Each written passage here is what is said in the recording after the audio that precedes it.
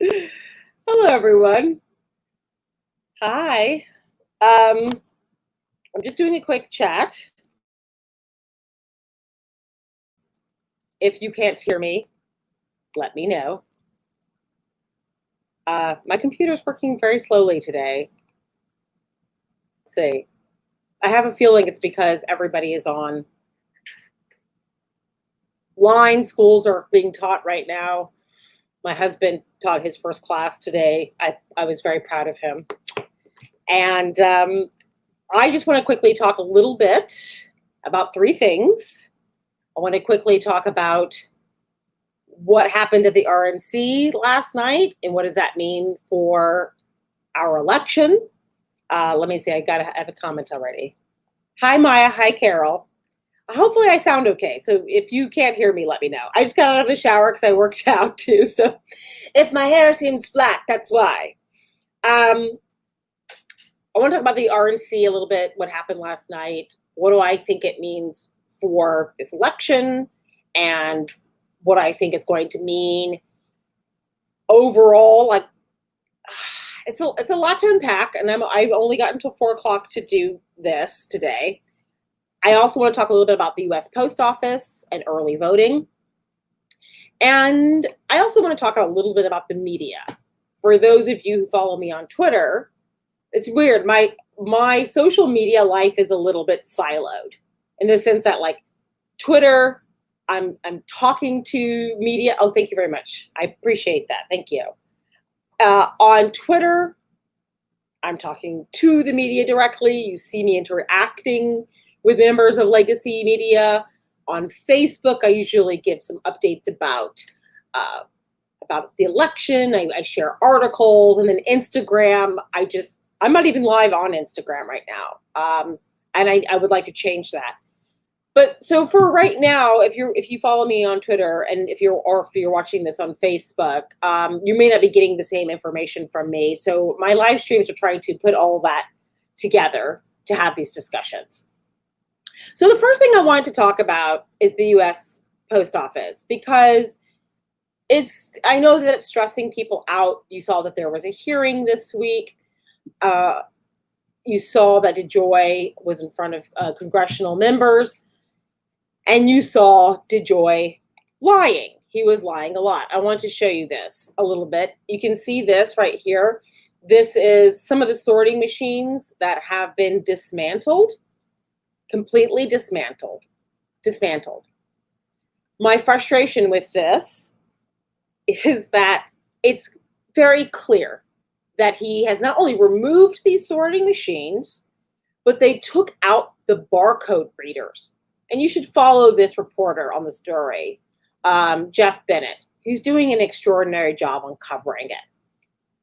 Postal workers were so frustrated that in the Dallas facility, that they tried to reassemble these machines that had been taken apart. They couldn't because some pieces, including the barcode reader, had been ripped out and thrown away. So they couldn't even put it back together if they wanted to. This is very deliberate.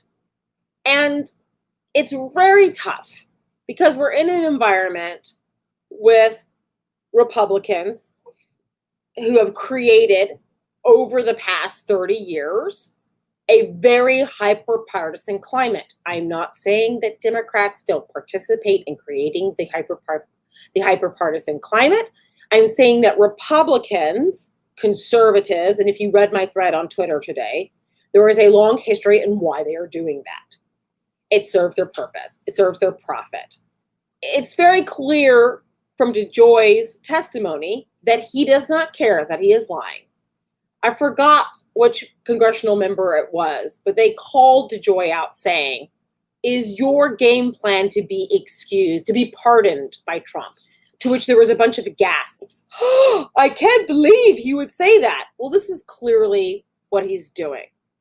What I would like, and this is going to bring me to the media and voting.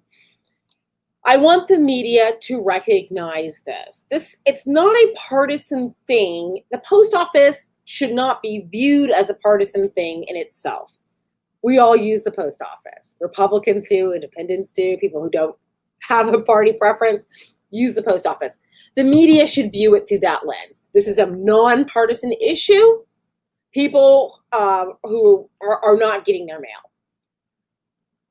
While DeJoy, and this was in the New York Times, it was clear that he's been stripping post offices and Democratic strongholds. There are still Republicans that live there too. So one of my issues is this. I'm starting to see, and I'm sure I'm hoping the media is starting to see, that he and Trump are not so much just trying to win, it's that they're just trying to make sure this election doesn't happen. Trump can't move the election. Trump, he has no authority to do that, only Congress does. So this is a way for them to say, hey, we're not going to have the election. We're going to dismantle the post office. We're going to humiliate the postal workers who are stressed out. I've already talked about stories about how they themselves feel degraded and frustrated that they're not able to get out the mail. A lot of people take pride in their jobs. A lot of postal workers take pride in their job, and now they're not able to do their jobs. So this brings me to early voting. A lot of people have said to me, and online, Maya, I'm just going to bypass it. I'm not going to do early voting. I'm not going to send my mail out. I don't trust the post office. I totally understand that. However, we need to be passionately advocating to save the post office. Why? Just because you and I are politically engaged, and just because you and I have a sense of what's going on, there are a lot of people that are incredibly busy. They got children, they got families, and I know that you are too. I'm not saying that you don't. But some people are just not as politically engaged. And they're going to get their mail, and they're going to send it a couple of days before the election, and their ballot is not going to get there on time. And ballot rejection was very high during midterm.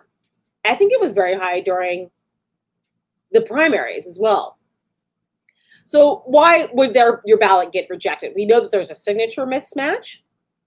But one of the other reasons why ballots are being rejected is because they're not getting there on time. And this is a favorite. This is going to be a favorite thing for Donald Trump. And I don't want to forget about our friend A.G. Barr. He'll also love this. If it's late, if it's after the election, your ballot's not going to count. I know cities and states have different regulations and laws about how ballots should be counted. I'm going to tell you right now, A.G. Barr is going to do everything in his power to stop the election after Election Day for counting. That seems ridiculous. Maya, that can't happen. Yeah.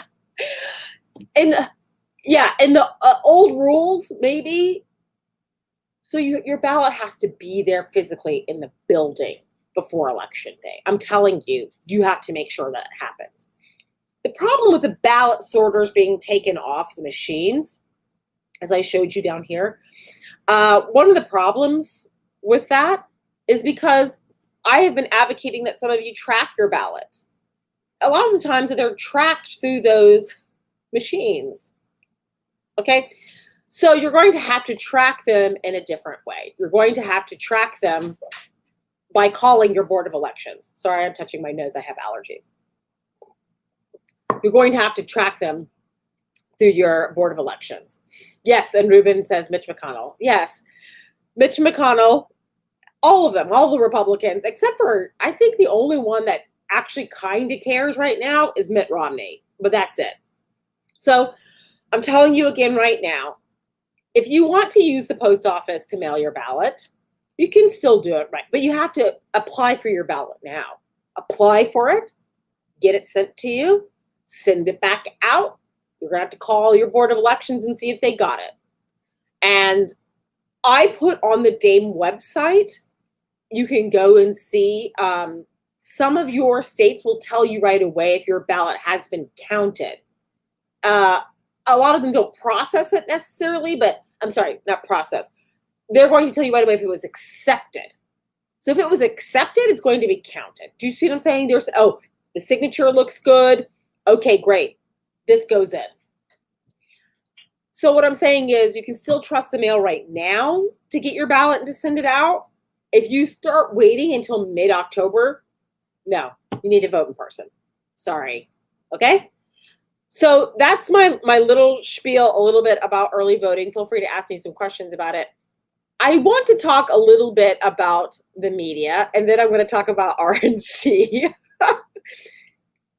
Oh, God. You know what? Which one should I talk about first? I think I'm going to talk about the media. I'm going to talk about the media because I criticize the media a lot. I criticize the media a lot. I criticize the media because I want them to do very well. That's why I criticize the media. You probably saw, some of you, if you're on Twitter, you probably saw that I had a conversation with Philip Elliott he's from Time Magazine. He wrote an article about Black voters. I feel that I'm done with white journalists discussing Black voters, period, and especially young Black voters. It's not the time for them to do it. And while it wasn't his data, he was grabbing data from American University. I believe the statisticians were Black, I believe. I don't know, but the data was to figure out what Black voters wanted. My issue is he still has to extrapolate and interpret that data. No. We don't want white lenses to discuss this. We don't want white media to discuss this in this way anymore. He should have shared his byline with a Black writer, have this conversation, to look over the data, to look how it's sorted, to have cultural competency on how he was translating this information.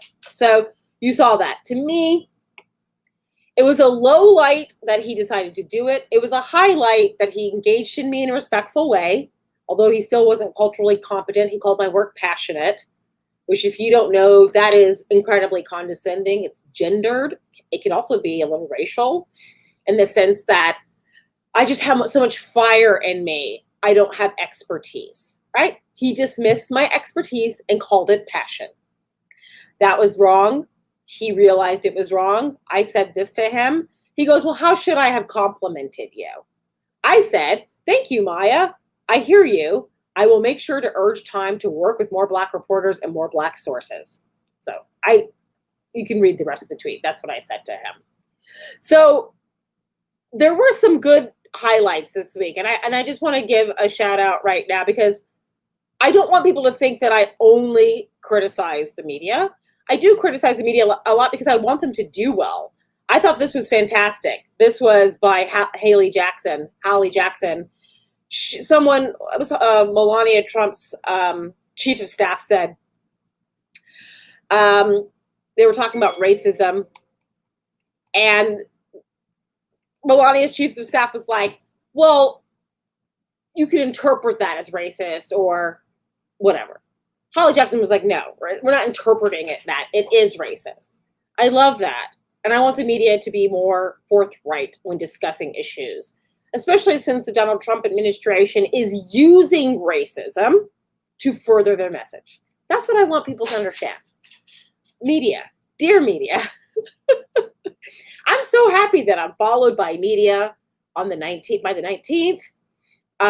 He could have hit up Marcus H. Johnson. He's a Black poli-sci writer and worked on data. Absolutely.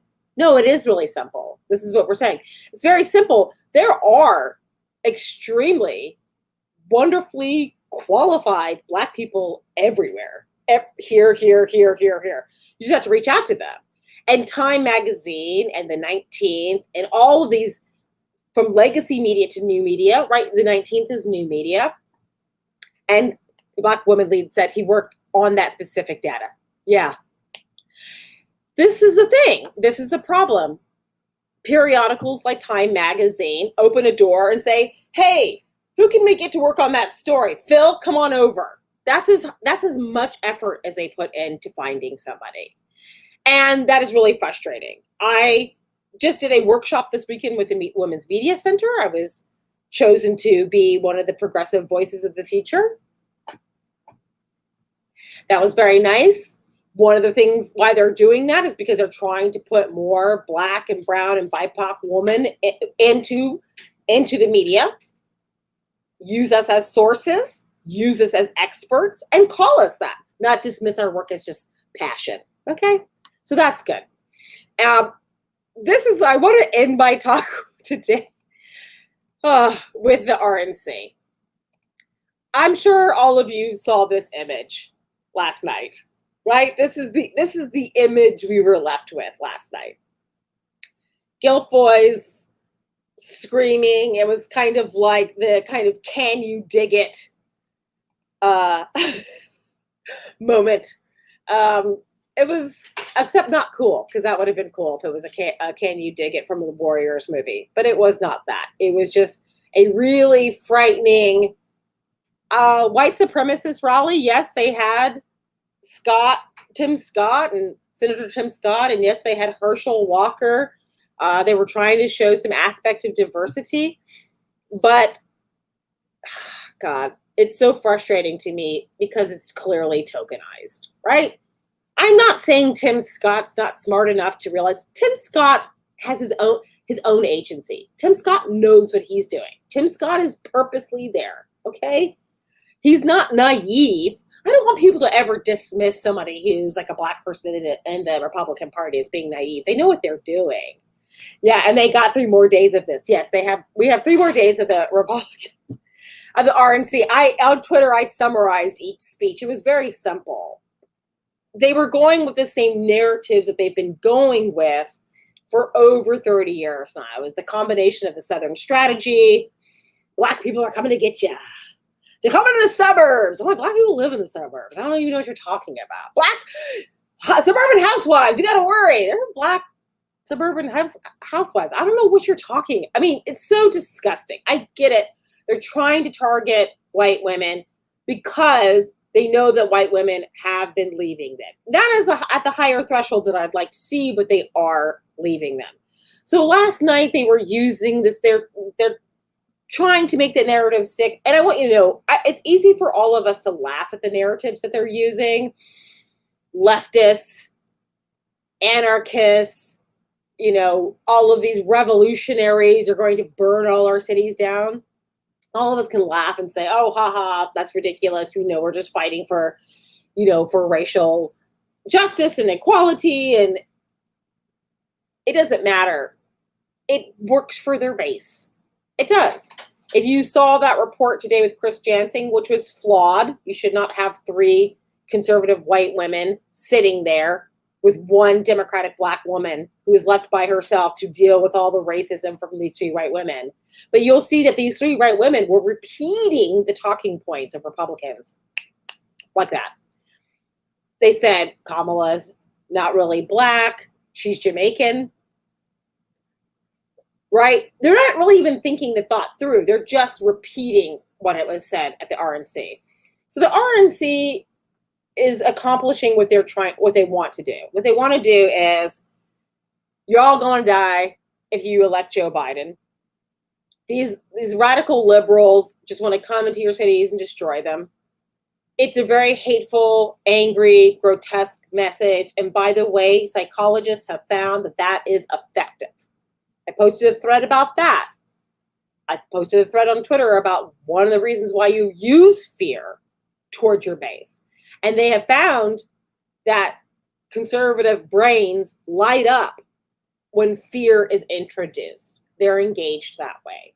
So while our liberal brains don't necessarily respond in the same way, and Democrats use fear too. They don't weaponize it the way that Republicans do.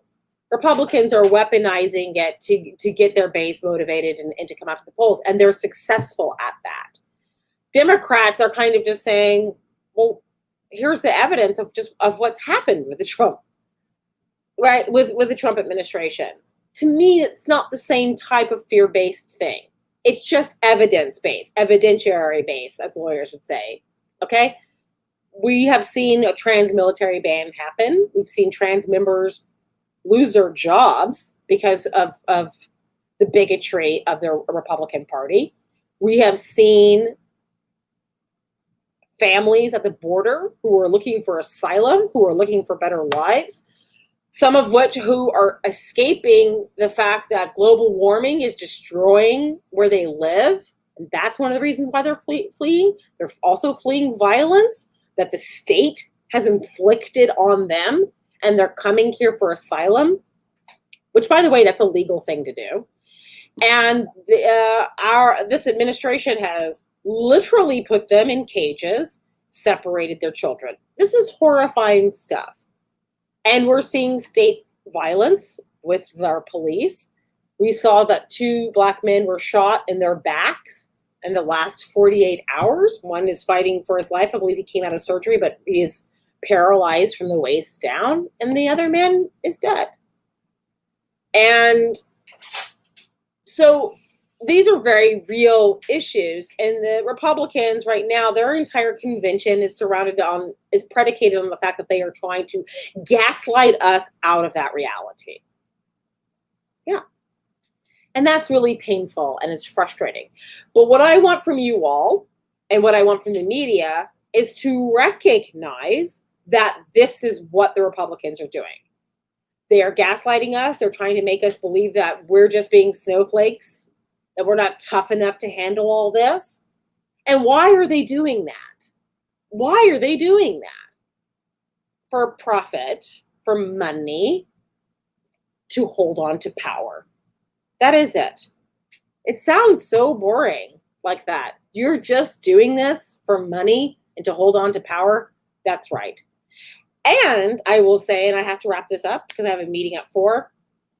Do you notice that they're not talking about policy, right? Joe Biden and Kamala Harris talked about their hopes for America. They mentioned policies that they would like to address.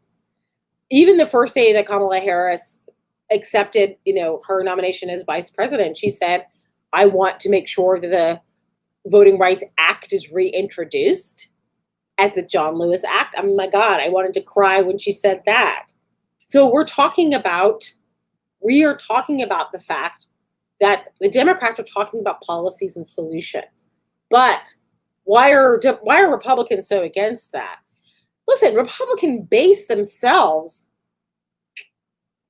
aren't really against it, or they don't know that they're not really against it. They're being told to be against it because the people that are running media conglomerates, who are in Congress, their money is affected by our policies. How is that? Well, because if you're going to make a company pay fair wages, not just living wages, right? To have ones that, fair wages, living wages, however you want to term it, a way that you can really live your life, that means that person can't buy that 5th yacht they were going to be, or that 6th house, right? I knew billionaires. I did. I've met them. They got at least 5 houses. If you make the people that work for them, if you pay them real wages, that cuts into their profits. That's why they don't want the policies of the Democrats. But they're not going to say that. They're not going to say, well, their policies are going to cut into our profits. They're going to say their policies are going to tear our country apart, and they're going to burn this country to the ground. No, it's not. Our policies aren't doing that. And in fact, the white people that they're targeting, that their base is going to benefit from the policies that Democrats are proposing. And by the way, that's how people should talk into the media. They should be saying the policies that the Democrats are proposing are going to make the lives of those people from Appalachia to Oklahoma to Southwest to Midwest, it's going to make their lives better too. And that's how it needs to be framed, because Republicans only are successful if they keep the divide between us happening. They do not want their base to know that the policies that Democrats are proposing right now are going to help their lives be better. They're going to be able to see a doctor when they want to. They're going to be able to go to a dentist when they want to get their teeth fixed. They're going to be able to feed their family off of one job. They don't, man, if Republicans' base ever really realized that small businesses would actually help, because Republicans have been told for a very long time that small businesses that Republicans are pro small business. No, they're not. No, they're, come on, cuss now. No, they're fucking not. They are for their big business, for their big conglomerates. And that is it. They don't give a damn about their base. So while we're mad at Republicans across America right now, and we're mad at the new cults that are cropping up, QAnon, those people are victims too. And I know you're like, I don't want to have sympathy for them. You don't have to have sympathy for them. But I want you to know those people are being victimized too. They're being used. They're being abused. Republicans that are currently serving in office are spewing all of this toxic hatred to hurt all of this while they take their nice vacations, while they have their great health care. I mean, you know it. It's just there's evidence for this. This is not conjecture. There is evidence for this. Okay? Dave DM, why aren't Democrats better at messaging? I will end with this. The reason why Democrats are not better at messaging is because we have a large tent. Okay? We have trans people, and we have Native people, and we have disabled people, and we have a fucking awesome big tent. We're inclusive, right? Now, do our policies need to improve to help all of these groups? Yes. So Democrats have a hard time figuring out how to message on those things. And Republicans only have to say, white people, your lives are going to be destroyed if you let these blah, blah, blah, blah, blah, these others. That's why it's easy. If you're just talking to cis white people, that's an easy message to get. If you're talking to different groups that have different types of obstacles placed in front of them, it's harder to try to discuss it. So that's why. And I'll get into that more later. But anyways, I got to go. I have a discussion that maybe I'll share with you next week. I'll start doing more of these. Y'all, it was good talking to you. I'll see you soon. Bye.